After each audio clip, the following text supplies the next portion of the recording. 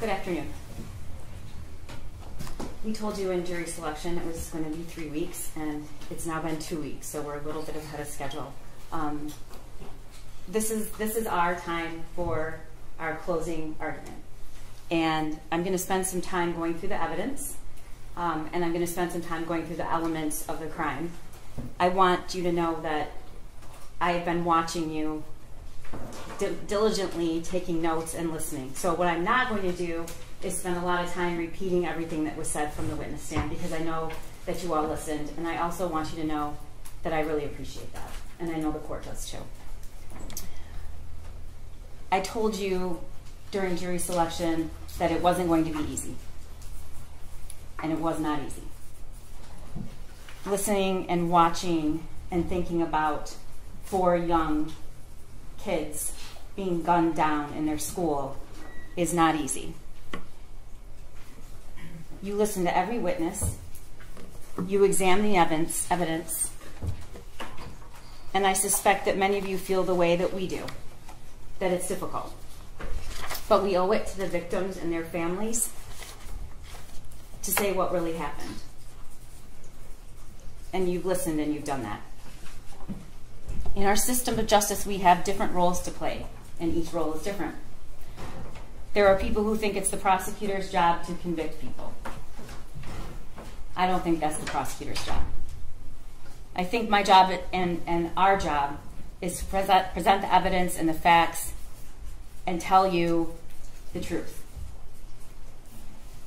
And telling the truth sometimes means showing you things none of us want to see, some of us don't agree with, some of us don't like. But I believe that that's my job. We don't pick or choose the very best things, because I believe that you should have the truth. And I believe that it's not my job, nor is it right, to sanitize what happened in that school that day. Because if we don't tell you exactly what happened, then you don't know all the facts, and you don't know what the truth is.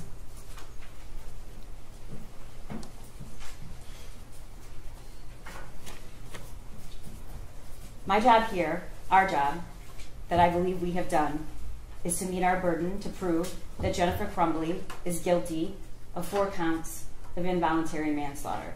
The burden is high. I told you that during jury selection, but we embrace it. And I believe that we have met that burden. It means that you had to sit and listen to a lot of very emotional things, a lot of emotional people who sometimes aren't emotional, but we're emotional for this. Because what happened on that day, every single person in that building had never experienced anything like that in their entire lives. And I hope to God they never do again. So you did see a lot of people, including law enforcement, become overwhelmed with the emotion of it all. That's not a show. That's just how that was. That's how it felt that day and every day after. So I want you to know that there was no picking and choosing the very best evidence to give you. There was no filtering things out that didn't help our case. I showed you everything. And I called witnesses to the stand to say things I knew you probably wouldn't like. But my job is to give you all the facts. But my job is also to prove beyond a reasonable doubt that Jennifer Crumbley is guilty, and I believe we've done that. The defense also has an important job, to advocate and argue for their client, and they decide how they want to do that. And of course, the judge plays an important role. Her job is to call balls and strikes when 2 sides disagree, to make a ruling, and then to tell you what the law is. And she's going to do that as soon as we conclude here. And then there's your job. Your job is to decide what the truth is, what really happened, what are the facts, and then take those facts and find the truth and apply the law. The judge is going to give you instructions about the law, but I want you to go over what you now know, and I want you to think about it. And we're going to go over some of the evidence. But I also want to remind you that you're allowed to use your own observations and your own insight. And if there's something that you notice from the witness stand that I didn't say, you should rely on that. We can't possibly tell you every single little thing. And sometimes, ladies and gentlemen, the most important things are the things that don't get said. The most important things are the way the victim or the witness spoke, the way they answered a question. And I encourage you to rely on your own perceptions of that. I want to start out by talking to you about the elements of the crime. Involuntary manslaughter, she is charged with. This case is based on 2 theories. You're going to have all this in their jury room, but hopefully I'm going to explain it so well you will have no questions. These are dependent on 2 specific theories. One is the gross negligence in the performance of a lawful act, and that gross negligence caused death, and in doing so, the act that caused death, defendant acted in a grossly negligent manner. The second is the gross negligence in failing to perform a legal duty. One, I have to prove that she had a legal duty to the victims. 2, she knew of the facts that gave rise to the duty. 3, she willfully neglected or refused to perform that duty, and her failure to perform it was grossly negligent to human life. And then 4, the death of the victims was directly caused by defendant's failure to perform this duty. Causation. The judge is going to instruct you, maybe more than once, and I'm going to say it, that there may be more than one cause of death. And it's not enough that the defendant's acts made it possible for the death to occur. In order to find the deaths of Madison Baldwin, Tate Meir, Hannah St. Juliana, and Justin Schilling were caused by the defendant, you must find beyond a reasonable doubt that the deaths were the natural or necessary result of the defendant's actions. You heard the evidence that the defendant's son shot Madison Baldwin, Tate Meir, Hannah, and Justin. And as previously noted, there may be more than one cause of death. And defendant's acts or inactions need not be the sole cause of the harm. In order to find that the death of Madison, Tate, Hannah, and Justin was caused by the defendant, you must also find beyond a reasonable doubt that her son's act of shooting these 4 individuals was reasonably foreseeable. Now you look at that, all of that I have to prove. And it seems a lot. It seems like it's going to take a pretty strong case to prove that. It's going to take some pretty egregious facts. Some unique, egregious, incomprehensible facts. And that's what we have here.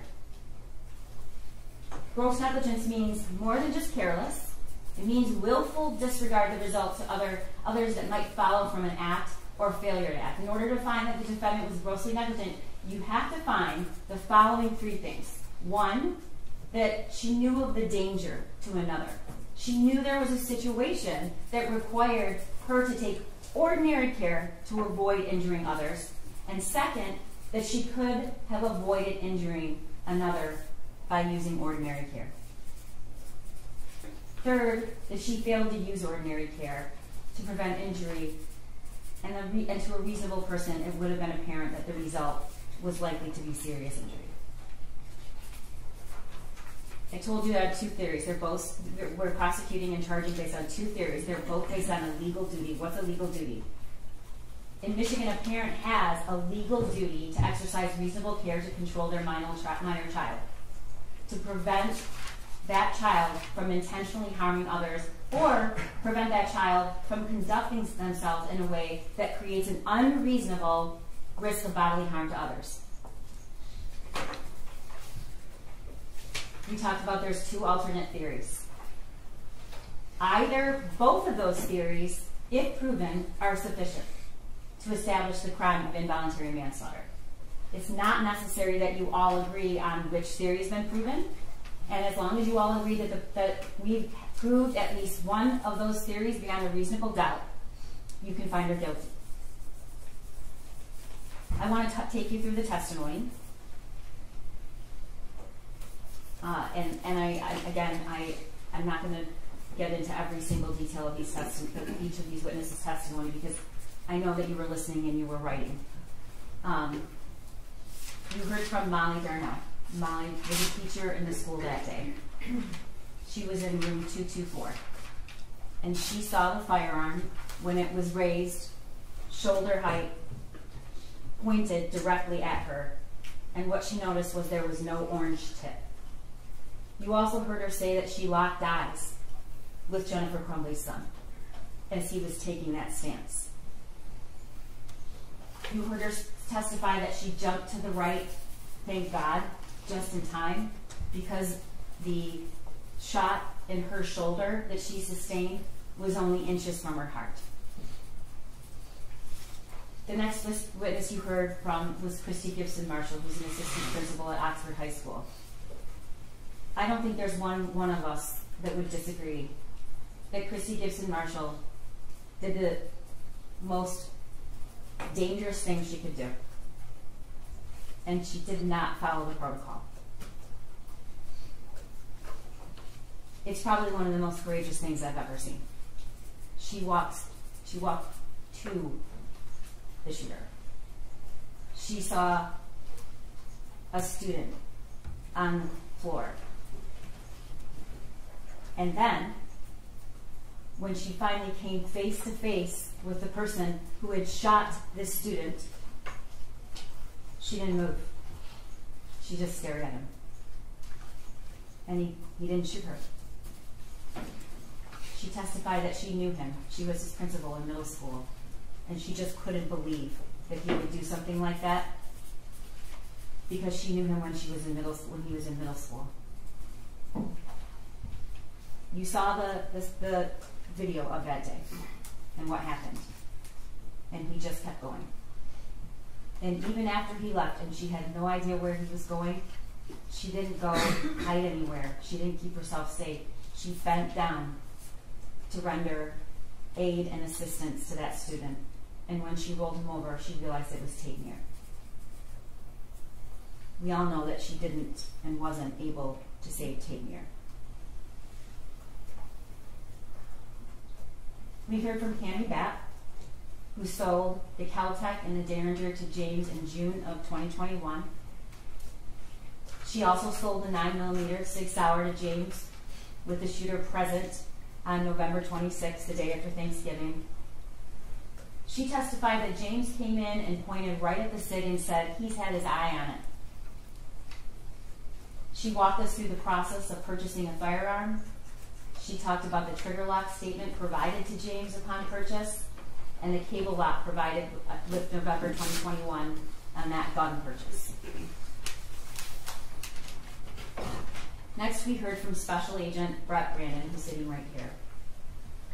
You heard that when he was informed about the Oxford shooting, he left so quickly that when his partner came back, his chair was still spinning. And he raced and drove up there as fast as he possibly could because it was very much his own community.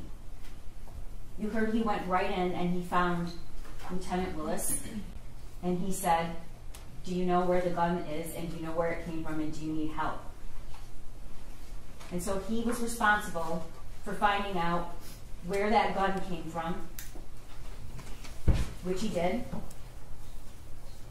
He was also responsible, because he chose to be, and watched the surveillance of the video and helped to prepare search warrants. And you heard him testify that as soon as he saw that surveillance video, the one thing that stuck with him is this is not an inexperienced shooter.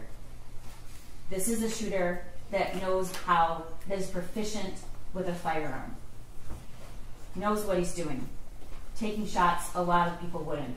And what he did was start going to gun ranges and ask people to say, because what he was thinking was, who taught that kid to shoot? He must have been to a range, and he was right. And that's how the investigation led to where Jennifer Crumbley's son learned how to handle a firearm that eventually resulted in killing 4 students in Oxford High School. Can you go back to that? Special Agent Brandon also testified that and showed the purchase, and we showed you each one of those guns. He testified that there is a distinction between a Derringer, a Caltech, and then the 9mm. And what we really heard from him was that 9mm is a much more dangerous gun. It causes more damage to whatever it hits. The bullets are a larger caliber, and it's a very dangerous weapon. He showed you what comes with every gun purchase, which is the ATF pamphlet. He read to you about the warnings. There's a reason they put it in every single gun purchase. And its sole purpose is to protect kids from gun violence deaths. He talked to you about what a trigger lock is and the trigger lock statement. He showed you the Instagram post that's unforgettable. We don't have to really argue about whose gun that was. Jennifer Crumbley told us whose gun that was. She told us when she posted on social media it was his Christmas present, and she told you in this trial. That weapon is not just that weapon. It is the defendant's son's gun. It was gifted to him. And not only was it gifted to him, she bragged about it on social media before the shooting. Special Agent Brandon also introduced all of the surveillance and the videos of the shooting range. And you got to see with your very own eyes the training and the preparation that the shooter ultimately used to kill 4 of his classmates. We all saw that. We actually saw the last day he was practicing to kill 4 of his classmates. And there was only one person with him, ladies and gentlemen, and her name is Jennifer Crumbley. And I want you to remember that video. And I want you to remember the look on his face when that target comes back in and he looks at it and he's smiling. Special Agent Brandon also introduced the worksheet. You've seen the worksheet a lot. I bet you that worksheet's burned in your memory, and I wouldn't even have to show it to you. But what Special Agent Brandon testified to and showed you is that that wasn't just a picture of any gun. It was a picture of his gun, which was the murder weapon. And he showed you the details, and we're going to talk about that later.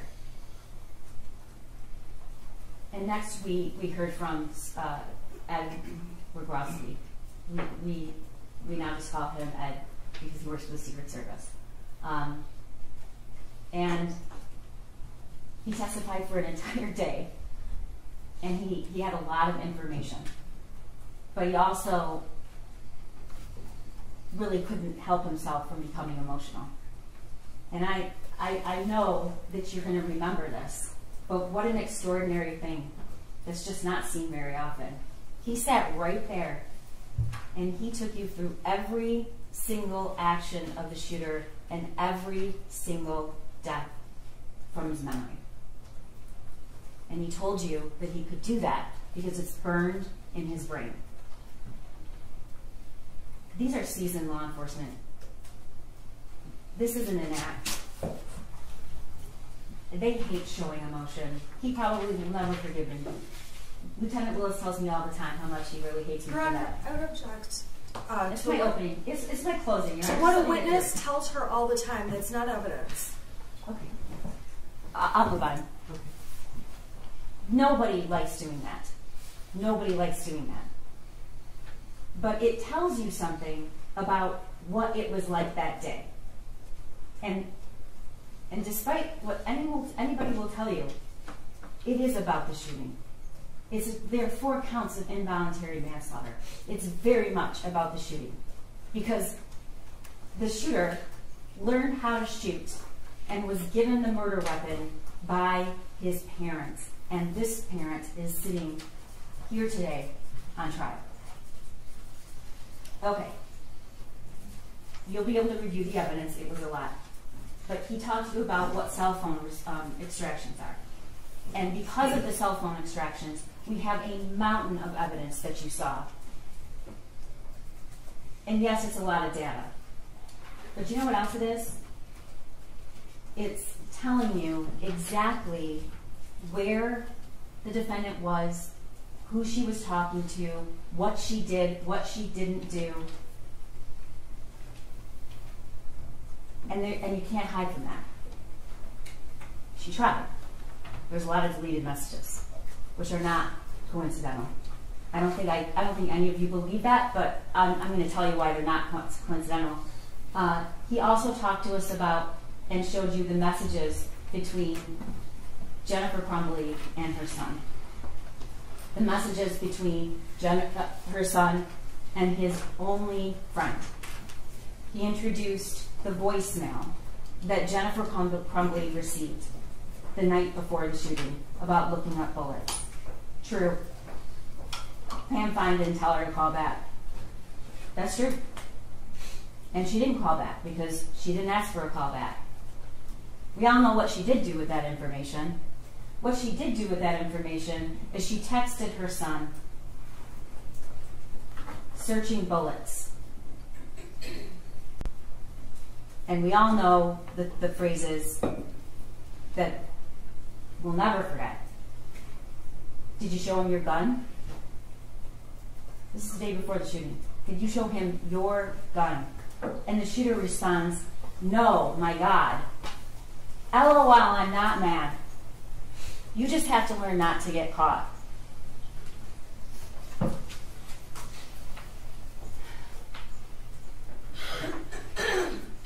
Kira Pennant testified that she knew Jennifer Crumbley. She testified about the amount of time that Jennifer Crumbley and James Crumbley spent at the barn. She testified about all the money they spent at the barn. Why is this important, ladies and gentlemen? It's not to show you that somebody's a bad person for liking horses or spending a lot of money on horses. It isn't. And it's not to say that somebody should spend every waking hour that they're not at work at home with their teenager. That's not the purpose of this evidence. The purpose of this evidence is to show you what Jennifer Crumbley cared about the most and what she was doing and where she was when her son learned to be a killer. Kira will tell you that she referred to her son as an oopsie baby and said he was weird. She rarely saw him. And that even after the one friend was taken away abruptly with no notice, they still went to the barn, even at night, and left him by himself. Which is absolutely normal to leave teenagers at home by themselves. Unless that teenager is showing signs of mental crisis and that teenager has lost the only person in the world that he has. And then she told us that when she got the worksheet texted to her that day by Jennifer Crumbley, she was very concerned. She was alarmed. And in fact, she said, bring him to the barn. And you also saw from the text messages that Jennifer Crumbley said, he can't be alone. We know now that decision, that statement, she knew he couldn't be alone. She didn't decide to stay home with her son. That wasn't an option. She'd have to take him to the barn, where she herself testified he didn't want to go.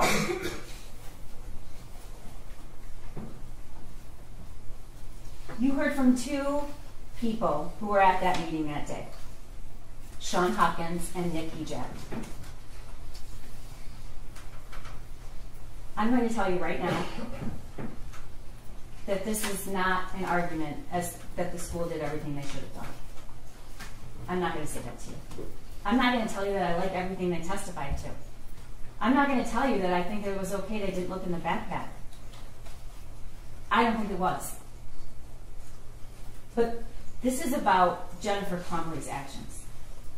And any attempt to make it about what these two individuals did or didn't do, like it or not, who did not have any of the information that was so jarring. It's about what she knew and what she didn't say. Sean Hopkins testified that he was concerned enough that he called Jennifer Crumbley. And her first response is, "Can you call his dad?" Eventually, he emails her both copies of the worksheet, the original worksheet and the worksheet that was scribbled on, and she eventually comes to the school. But before she comes to the school, she texts her husband, "Emergency." Emergency. Along with, "I'm very concerned." And James texts back, "WTF." They're concerned. For the first time, she testified ever, they're called to the school in the middle of the day, and they have that worksheet. Sean Hopkins is going to tell you that calling parents in the middle of the day and asking them to get a kid help is a pretty drastic action. And that he did in fact do that, and he gave them the list of places to call. He testified that when they entered the room, Jennifer Crumbley didn't greet her son. Jennifer Crumbley didn't hug her son. Jennifer Crumbley didn't engage with her son at all in the entire 11 minutes she was there. And we know she wasn't going to be in that school very long because she'd already told her boss she'll be back by 12 or 12:30. Doesn't leave a lot of time for the meeting at the school. It's a 20-minute drive. Sean Hopkins will tell you that what he felt mostly in that room for the shooter was compassion. He didn't want him to be alone, and he felt really bad. And he also knew Mom and Dad decided, no, we can't take it. We have to go to work. They said that in front of their kid. He knows very well what they do. He knows his dad works for DoorDash. He knows his mom and her ability to work flexible hours. She worked at home. But they left. She did not hug him goodbye. She did not greet, touch, or even acknowledge him. And we know now from her testimony, we know why. She was mad. She was mad at him. She did not think that he should have done that, and she thought this was a discipline thing, and she was very angry. We heard from Nick Ejek. He's the Dean of Students. He also testified and corroborated what Sean Hopkins told you, which is that the meeting was called, they were concerned about a mental health issue. They told Mom and Dad he needs services. Here's a list of the services. And Jennifer Crumbley seemed irritated by it. In fact, when she walks into the room, she doesn't sit next to her son. She goes back here and stands. And that meeting ended with her saying, "Are we done here?" They're consistent about that. Nick Ejek testified he didn't think there was any risk. I don't like what he said, and I knew he was going to say it. But it's not my job to put witnesses up here and only say things that I want them to say that helps my case. It's my job to present evidence that's the truth, because you have to know the truth.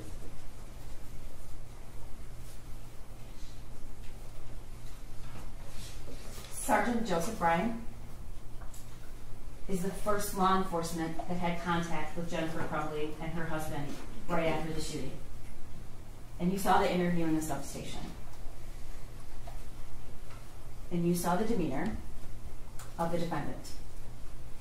I want you to remember something. It wasn't even an hour. It was around an hour after the shooting took place. She's on her cell phone. She's looking to see if it's on the news, she said. We also know that there were deleted messages. We don't know when she deleted them, but we know there were messages deleted after the time of the shooting from the time that the phones were seized later that night. He asked about the gun.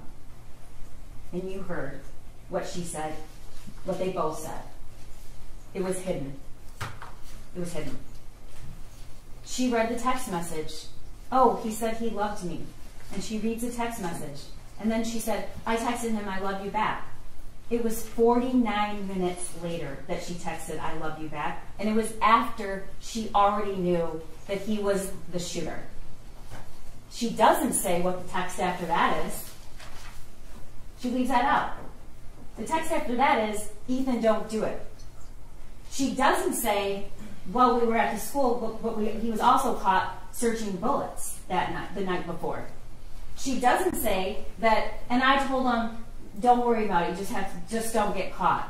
She doesn't say that they had just purchased the weapon and it's not secure. What do they say? The very first time they are asked about, what Jennifer Crumbley's asked, where was this gun? The very first time, what does she say? It was hidden.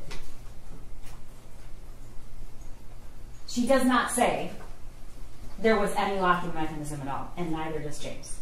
It was hidden.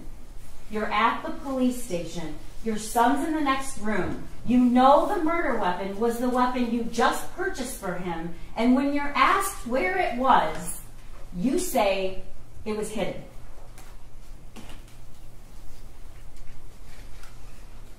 We also heard from Andy Smith, who was Jennifer's boss. He testified she could have absolutely gone home. She works from home, and there's flexibility, that they have kids that come to work, that the meeting that she wanted to get to was not in any way mandatory, and he testified about some very bizarre communications. He testified that as soon as she left, he got a text saying, my son, the bullets are gone, the gun is gone, he must be the shooter. Oh my God. Those were deleted by Jennifer Crumbley. We don't know why. I think there's a lot of circumstantial evidence to suggest why, which is those are statements you don't want on your phone. And then, not 3 hours after her son shot and killed 4 people, and he's already in custody, and it's already clear that he is probably never, ever, ever going to be out of prison for the rest of his life, she's texting, don't judge me based on what he did. I need my job. Her explanation for that, she was in planning mode. The next witness is Amanda Holland, who testified that she came back to the work that day. She had the worksheet.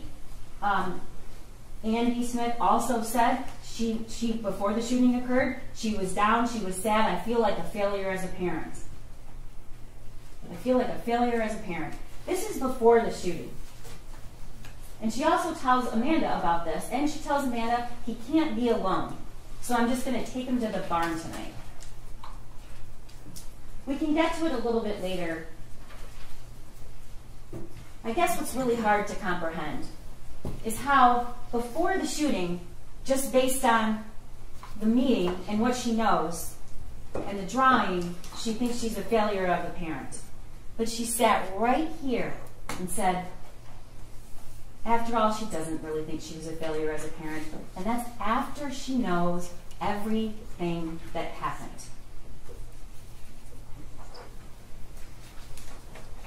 Detective Adam Stoyak executed the search warrant at the defendant's home. I want to make it really clear. Jennifer Crumbley's not being charged with involuntary manslaughter because she has a dirty house.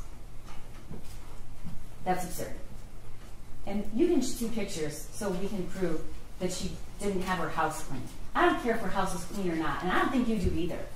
Those pictures are shown to you because that is where the shooter lived and it's where she lived. And you saw his 2 bedrooms.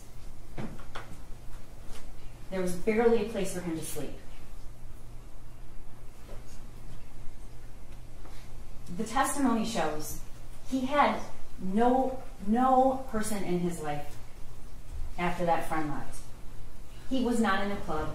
He was not in sports. He wasn't working. When I see those photos, what I think is, yeah, 2 rooms that were completely filthy, dusty, covered with clothes everywhere. But then I think, what? That is where he spent 99% of his time.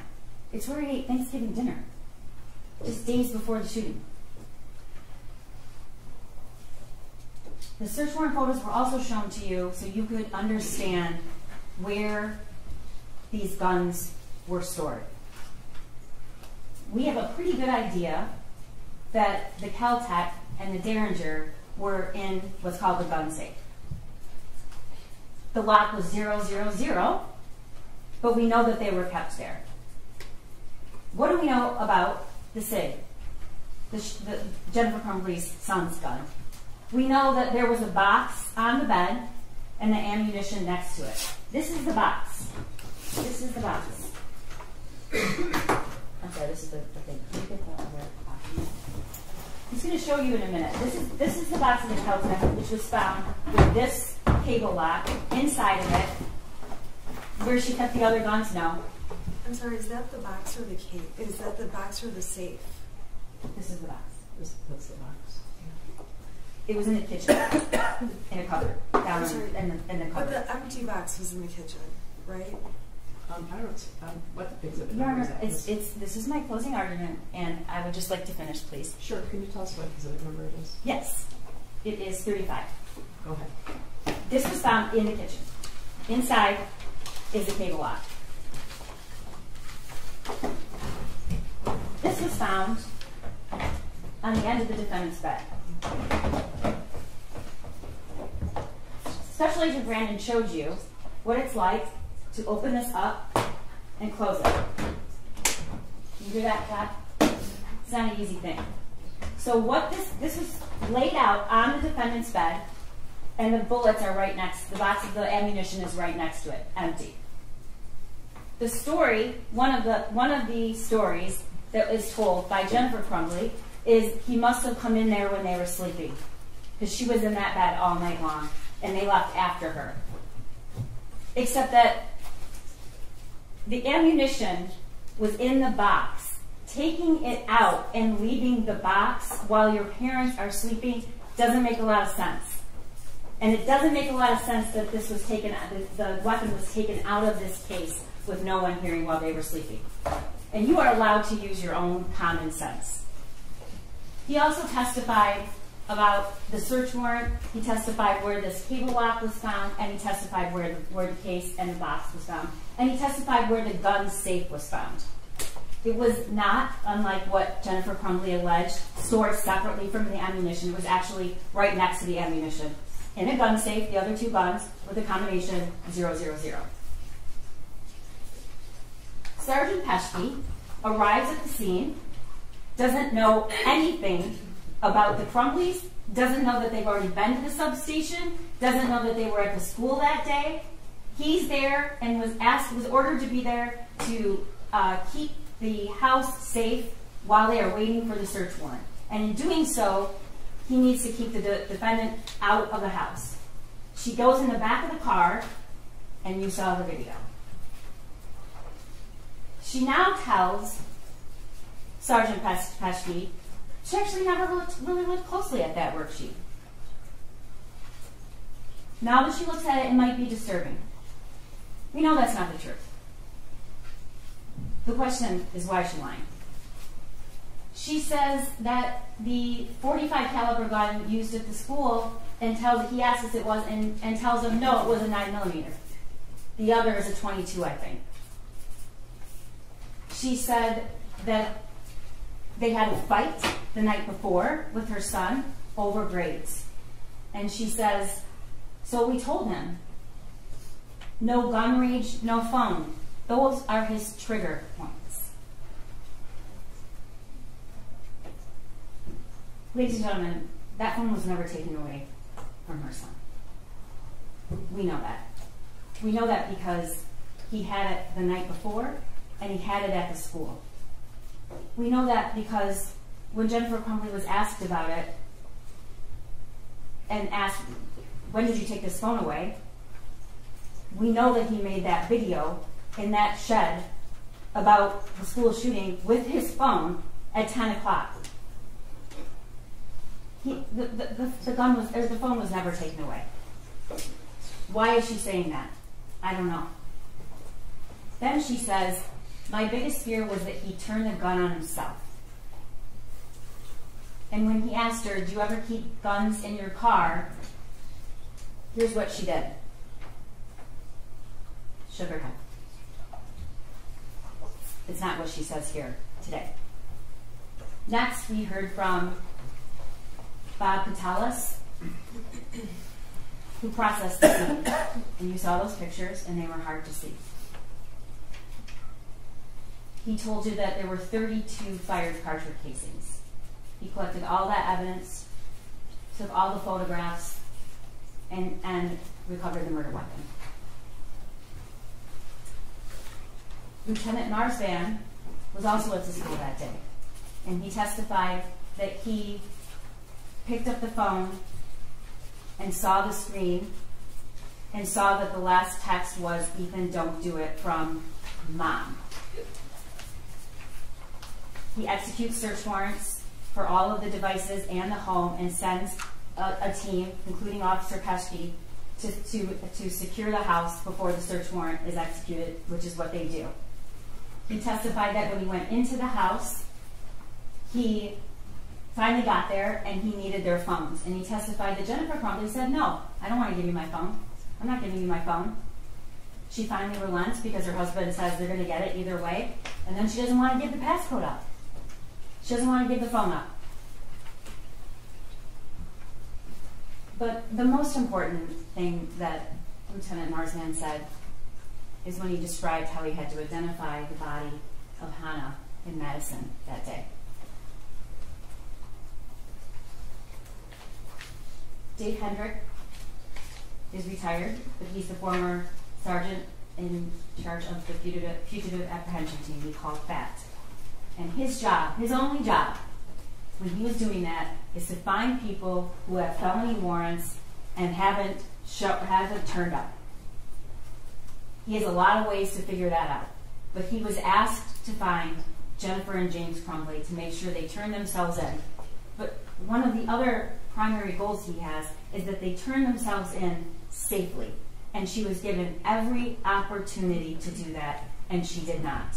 I want to talk to you about something. The judge is going to instruct you that you can consider flight. It's not an element to the crime. I don't have to prove that they fled. The reason we introduce this evidence is she's going to instruct you that you can use that as a sign of consciousness of guilt. What do you do if you know you've done something wrong? You can use that to show consciousness of guilt. And we're going to get to it, but I believe we have shown that beyond a reasonable doubt. He's going to tell you that the defendant, with her husband, immediately began to avoid detection because they're pulling cash out. They're pulling cash out of their son's bank account. They're pulling cash out of their bank account. Where's their son during this time? He's at Children's Village being arraigned with his court-appointed lawyer, where they had the opportunity to go see him, where they had the opportunity to go to that arraignment, and they did not. Because they never even went, they fled their house and went to a hotel, and then they ended up at an extended stay, and that is where they ultimately left one of the Kias, backed into a parking space. He's going to tell you that he eventually did apprehend the defendant. You've heard a lot about that. And he's going to tell you that there were hundreds of law enforcement officials on the scene when she was apprehended. Luke Kirtley, I know you will not forget him, coincidentally knew a lot about cars, and coincidentally pulled into that parking lot right about the time, and coincidentally had just seen the wanted poster, he called it, with a description of the cars and a photo of the defendant. And coincidentally thought, maybe that's the car. And you watch the video where he goes around and he sees the license plate and he plays it cool and slowly walks into the building and then makes the call to 911. He describes to you how within minutes, police officers arrived, and then swarms of law enforcement arrived. SWAT, the marshals, ATF, the Sheriff's Department, Detroit PD, all sorts of law enforcement show up immediately. He also testified that the unit where Jennifer Crumbley was actually found was very close to his, and it faced the parking lot, and the whole wall was windows, and it was on the first floor. And he's going to tell you that the whole parking lot was lit up with law enforcement, lights, sirens, all kinds of things. Next, we heard from Corporal David Shaw, and he testified that once he got there, they took a 35-pound ram to breach the door, which was right outside the unit where the defendant was found.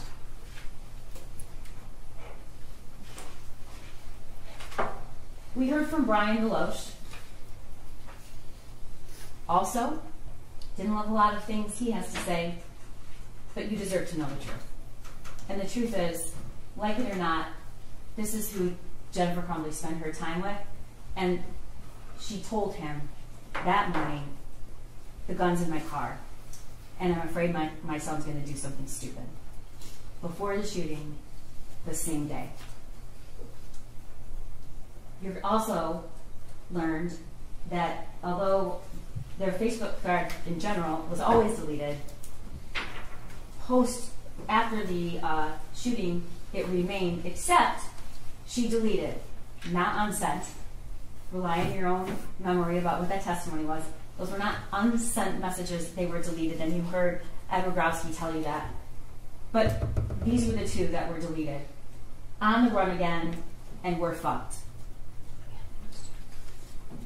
William Freer testified what was found in the building and the art studio where Jennifer Crumbley was found. You saw the photographs. You learned that there was a little over $6,000 in cash. You learned where the phones were found, and the cash, and the purse, in the plastic tub, in another plastic tub with a lid on it, feet away from where the mattress was and their other things were, and you learned all those phones were off. He also testified what else was found. Booze, orange juice, ice, and avocado, bananas, socks, blankets, and that is the room where Jennifer Crumbley was ultimately apprehended. You heard from Lieutenant Willis, who was the officer in charge. He told you what it was like in the school that day. He described the autopsy protocols that were done and how each of those kids died and where they were shot. He told you that both Justin Schilling and Madison Baldwin were shot in a contact wound, which means the gun was either very close or actually touching their head. He showed you the video of the shooting. And again, this is not to incite emotion. The video of the shooting shows Jennifer Crumbley's son taking a stance he clearly knew how to take and was trained to take. And you watched his demeanor and the calculated, cold way he proceeded through those hallways looking for people to shoot. You saw the surveillance of how he ultimately surrendered.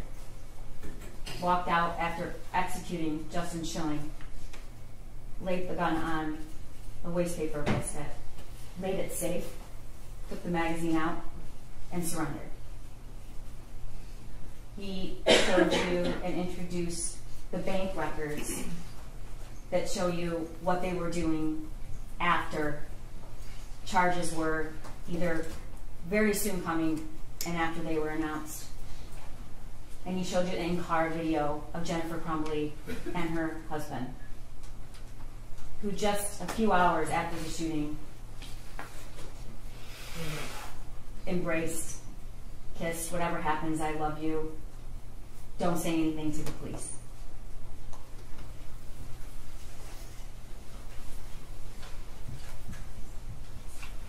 One of the elements we have to prove is what a person using ordinary care would have known about whether or not there was a situation that they needed to exercise ordinary care. So the defendant's knowledge about her son matters.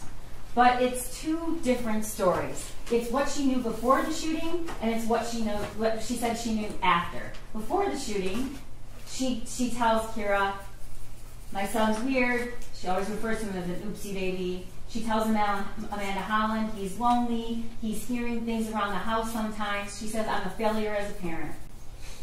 The message to her son's friend's mother, he's kind of depressed in April. She texts that. And then the messages from her son. The messages in March about he's seeing things. Things are flying off the table. Now she wants to tell you that was just a joke, but I think you really need to consider whether a 15-year-old boy is going to text, could you at least answer me or reply to my text, as a joke. And we know there were no replies. There were missed calls. He called her. There were no replies. And she told us why. He was just messing around. But after the shooting, in the in-car, we hear her say, he's never been in trouble. He's never done anything. He's never done anything wrong. He's a good kid. Also in the in-car, I never even thought like he would have any mental issues. Like he never exerted any type of anger. He's never exerted anything. He's just like one of those mellow, laid-back kids. In the substation, he's never done anything. He's never done anything bad. After the shooting to Brian Lowe, she's never done anything wrong.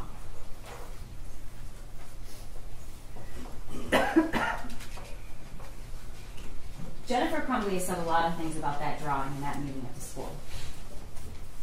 She sent the drawing to James and Kira and Andrew, as I said before, with the call now, emergency. She told Kira he couldn't be left alone. She tells Andy she needs to get him counseling, and she tells Amanda that the drawing was really scary. She agrees. After, this is what she says in the substation.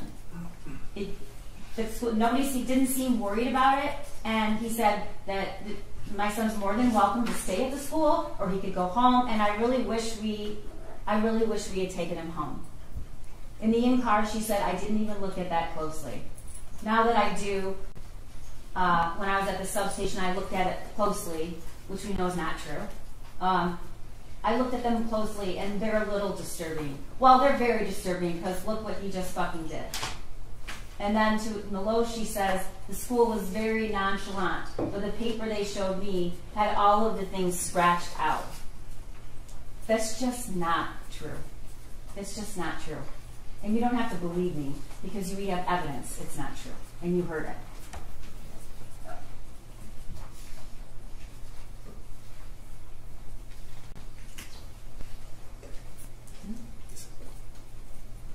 The statements about the gun are also numerous. She said, we've heard her testify the gun was in her car. We know that she's acknowledged that she drove to the gun range. There was no lock on the gun when she drove there. She returned with the gun. There was no lock on it, but she said James locked the gun when he got home. She didn't see him do it. She testifies at trial. James is responsible for the gun. In the substation, though, when asked where the gun was, hidden. In the in-car interview, James flew home, and he's like, I had the gun hidden, and I told him where I hid the bullets. He asked whether she kept the gun in her car. She shakes her head no, and she tells Milosh, after, the next day, we had the string lock on it it came with in the case. Everything was secured, not loaded, bullets stored separately. Oh my God, oh my God, oh my God. That is not what she says in the substation. Jennifer Crumbley begins distancing herself from her own responsibility about the gun.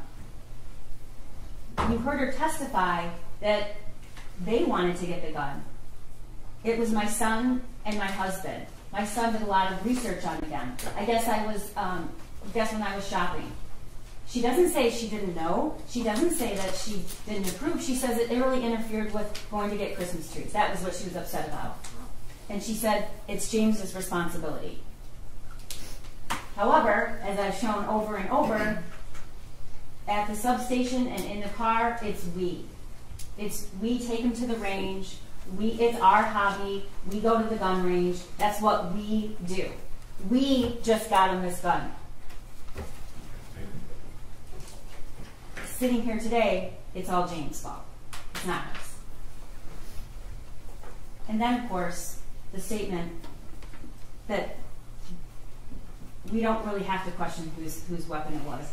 Jennifer Crumbley posts, Ethan and James Crumbley both got handguns this week, testing them out at the range. That's in June. The evidence really shows that the shooter owned 2 guns. But for sure, she acknowledges Mom and Sunday testing out his new Christmas present.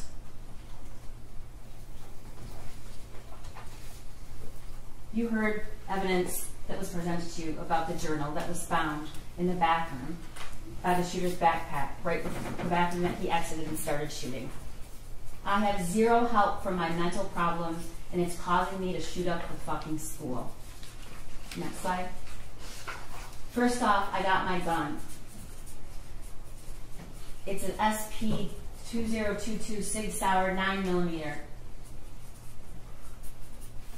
The shooting is tomorrow. I have access to the gun and the ammo. I am fully committed to this. So yeah, I'm going to prison for the rest of my life, and many people have about 1 day to live.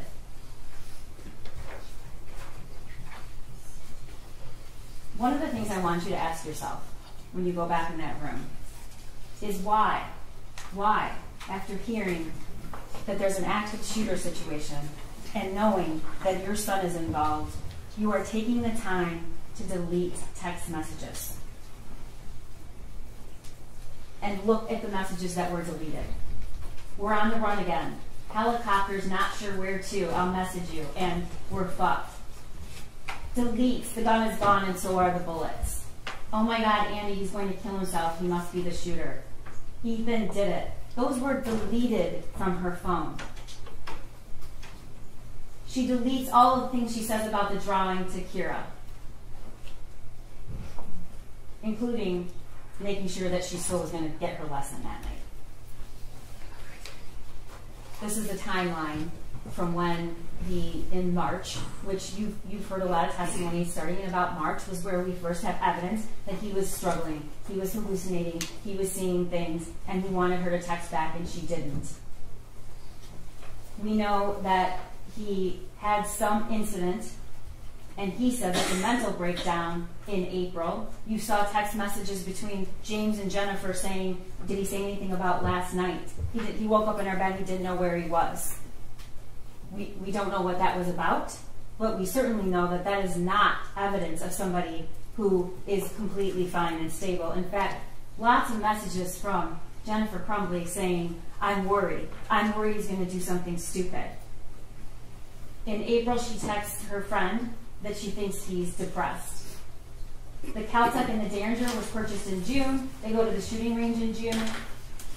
They go to the shooting range in August. They go to the shooting range in September. And then in November, they buy the Sig Sauer. And we see the shooting range that Jennifer Crumbley went to with her son, testing out his new Christmas present. Here's what we learned Jennifer Crumbley did after the shooting. As soon as they took her phone, they bought burner phones in Lapeer at 8 o'clock the night of the shooting. They checked into a Holiday Inn Express that night in Lapeer. They then left and went to an extended stay in Auburn Hills, which Lieutenant Willis testified was almost across the street from a police department. Upon learning that charges were possibly coming, and the same day charges were announced, they leave that hotel and drive to Detroit. They withdrew $2,000 from a Flagstar Bank on December 2nd. They drive to Owasso, an hour away, she says, because we just didn't want anyone to recognize us, to buy replacement phones. She texts that she's on the run again. Helicopters are not sure where, I'll message you to, at 7:31 a.m. on December 2nd. She texts on December 2nd, we're fucked, at 2 o'clock. On December 3rd, at 4:59 a.m., she texts, I'd rather die than go to jail. Then she withdraws $4,000 from another Flagstar on December 3rd. She checks out of the extended stay on the 3rd and drives down and arrives at Bellevue at 10:58 on December 3rd. You heard what happened. You heard her testimony. The facts do not support the story that Jennifer Crumbley told you. They just don't. There is no possible way, and Luke told you that, and so did Corporal Shaw, that you could be in that building with that many law enforcement and not know that somebody was there. And we don't even have to use that today's testimony, ladies and gentlemen, because she texted herself, I think we're caught, we're laying low. She texts that, we find out, and this is evidence we got this morning. She texts that after she's already said she took 4 Xanax and went to sleep. Now you saw that video. You saw that video. All those people, for over 2 hours, they're sleeping, and even when they come into the room, they still don't even act like they get up. It's just not true. And we know it's not true because they'd already taken steps. She had hidden the phones, powered them down, separate from all the other things they had, with the cash.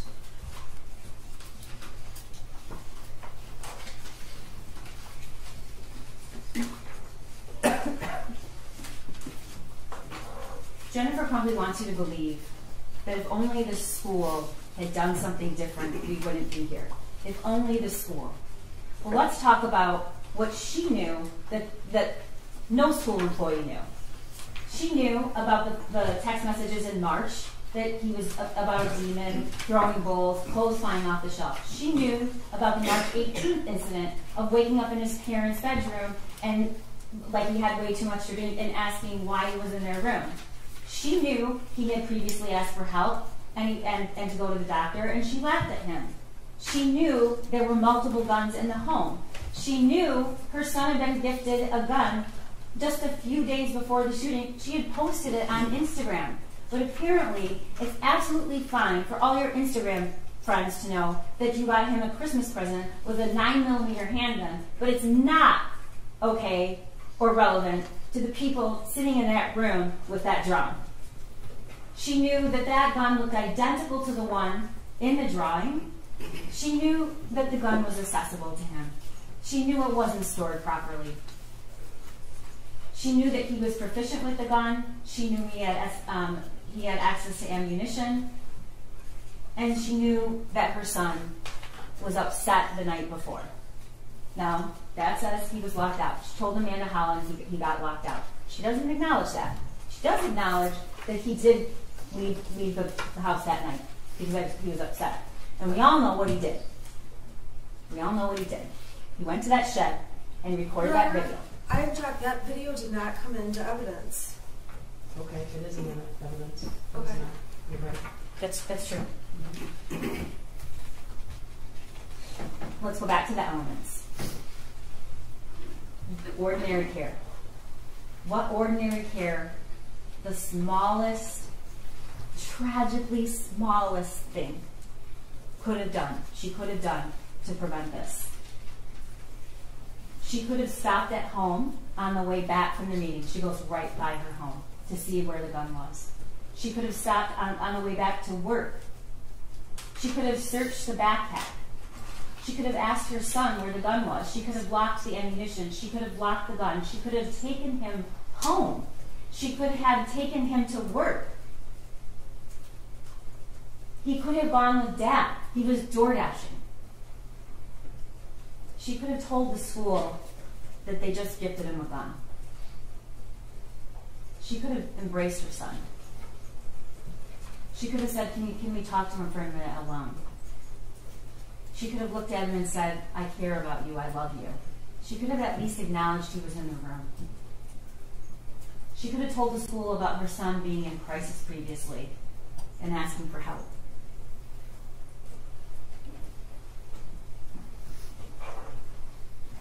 Ordinary care would have included all of those things. And the tragic part about it is none of it was hard. None of it. The smallest thing, just the smallest thing, could have saved Hannah and Tate and Justin and Madison. The smallest of things. I have to prove that there's reasonable foreseeability. And that worksheet right there that Jennifer Crumbley saw just hours before the shooting is reasonable foreseeability. And we're going to show you in the next slide. That's the picture of the gun. It's not just any gun, ladies and gentlemen. It's the gun that they just gave him. Blood everywhere. That's what he wrote with ammunition. I didn't show you the picture with the blood because I don't think you need to see it again. But we know what happened in that school and in that hallway. Here's a picture with 2 bullet holes and blood coming out of the figure's head. And look at that. That is where those shots went. Those are from the shooter's gun.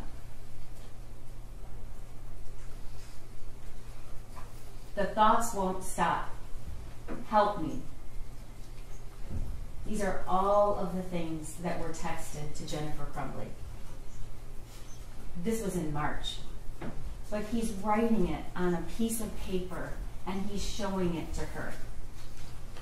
That is foreseeability. He's telling in that drawing, this is the gun that was purchased for me. Help me. Blood everywhere.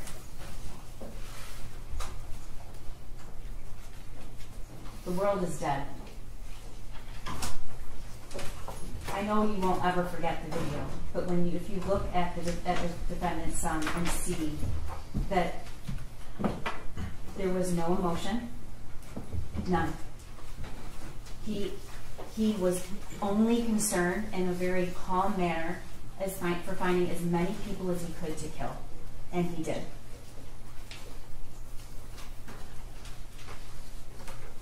My life is useless.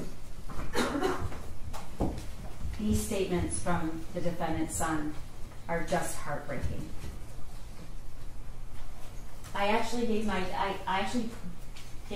dad to take me to the doctor yesterday, but he said, just give me some pills and told me to suck it up. Like, it's at the point that I'm asking to go to the doctor. My mom laughed when I told her, but I am having bad insomnia right now. I need help. I was thinking I could call 911 so I could go to the hospital, but then my parents would be really pissed. Like, I am mentally and physically dying.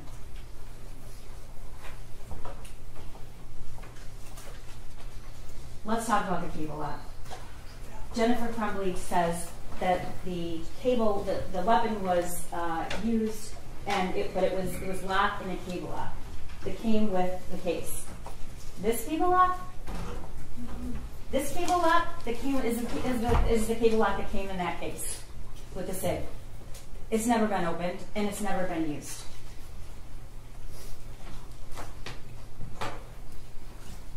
This is the last picture that we have of that gun until we see it murder 4 kids on November 30th. And the person holding it is Jennifer Crumbley. She's the last person that we see with that gun. She's the person that said it was in her car, then she said it was in her house, it was her husband's responsibility, it wasn't hers. That's what she told you.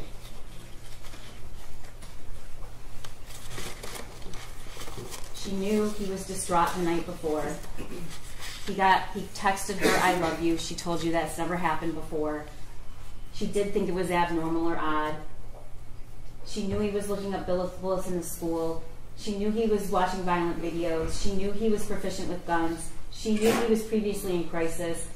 She knew his only friend that he talked to was just gone. She knew all those things.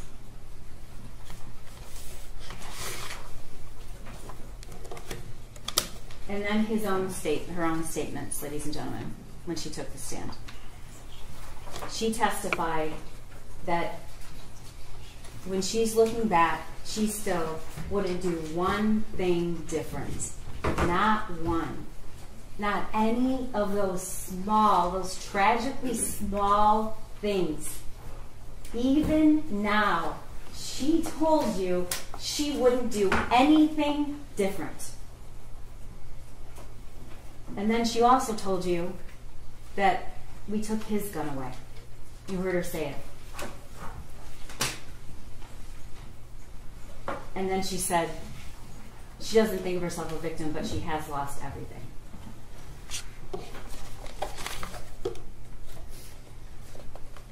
You're going to hear the instructions from the judge, and you're going to take the facts and the witnesses and the evidence and use what you promised to use, which is impartial, honest assessment, and find what you believe the facts are in this case.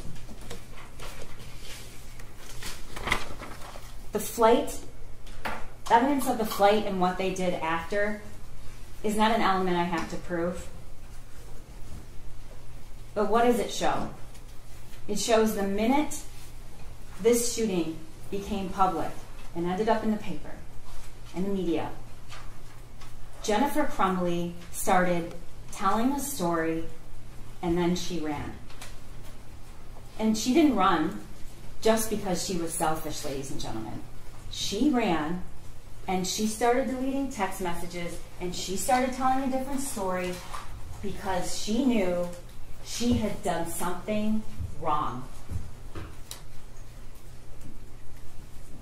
That's the only reason you start deleting text messages. It's the only reason that you start saying something that isn't true. It just isn't true. Jennifer Crumbley drove to Detroit with a bunch of cash and 6 cell phones powered off. You can consider that as consciousness of guilt. Everything she did from the time she found out that there was an active shooter and had the 10-minute call with her husband. They both say they went right, he called 911 right away. He did not. He talked to his wife for 10 minutes, over 10 minutes on the phone before he called 911. But the facts changed because it was the immediate attempt to misrepresent what actually happened. Why is a mother whose son just killed 4 people thinking about deleting her text messages? Why is she saying things that are not true about her son? Why does she care about her job? Why does she care about her horse lesson? Why does she care about any of these things? Because she knew she did something wrong. And she's deleting all of those things because she wants you to believe that she's somebody she's not. And you know what she's not? She is not somebody that used ordinary care to prevent what was foreseeable, reasonably foreseeable, that could have happened. Injury or death. And it did. It did. Those words on that paper helped me. She walked out of that school within 11 minutes, didn't so much even address her son. She did not give him the help that he wanted. And you can argue about the months before and the weeks before, but if you just even look at what happened that day, she walked out of that school and she knew something bad might happen. What does she do when she gets back to work? She all of a sudden texts her son, "Are you okay? You know, you can talk to us." These are the actions of somebody who was worried. She was worried and she was concerned and she was panicked until after. And then it's a different story. Why? Because she knew she had done something wrong. She walked out of that school when just the smallest of things could have saved, could have helped Hannah and Tate and Madison and Justin. Just the smallest of things. And not only did she not do it, she doesn't even regret it. We have proven beyond a reasonable doubt that she is guilty of 4 counts of involuntary manslaughter. It's a rare case. It takes some really egregious facts. It takes the unthinkable. And she has done the unthinkable. And because of that, 4 kids have died. So I'm asking you to go back when you hear the law, review the evidence, and find her guilty, because we have proven her guilty. Thank you. Be sure to check out my other videos and playlists for more true crime content. And if that's not enough, you can join our Patreon. Don't have a tinfoil hat? It's okay. We'll make you one. It's that easy. See you guys in the next video. See you later. Bye.